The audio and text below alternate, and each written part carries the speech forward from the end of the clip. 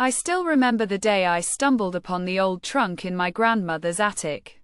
It was dusty, with cobwebs clinging to its edges, and a faint smell of decay wafting out of it.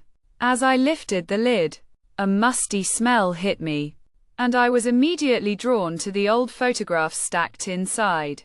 They were all black and white, with people I had never seen before. But one photograph in particular caught my eye. A group of people standing in front of an old mansion, with a stranger standing at the far right.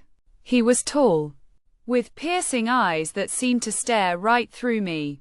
I felt a shiver run down my spine as I turned the photograph over, only to find a note scribbled on the back, Edward, 1920.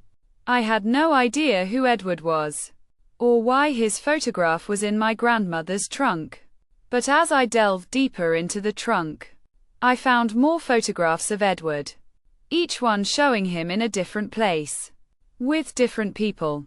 It was as if he was following me, watching me.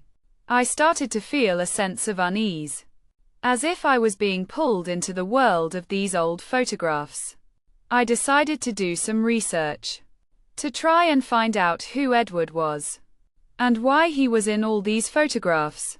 But the more I dug, the more I realized that Edward didn't exist, at least not in any records or documents. It was as if he was a ghost, a specter that haunted these old photographs.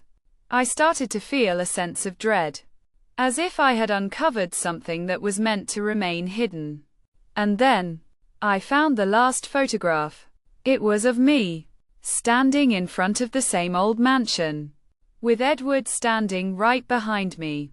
I spun around, but there was no one there. It was then that I realized I was the one who had been watching myself all along. The photographs were not just old pictures, but a warning, a message from my own future self. I was Edward, and I had been trapped in these photographs, reliving the same moments over and over. The stranger in the photographs was me, and I was the one who had been haunting myself all along.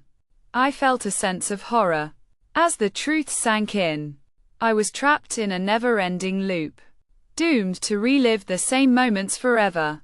And as I looked at the photograph again, I saw my own eyes staring back at me, with a hint of a smile. I knew then that I was not alone, and that the stranger in the photographs was just the beginning of my nightmare.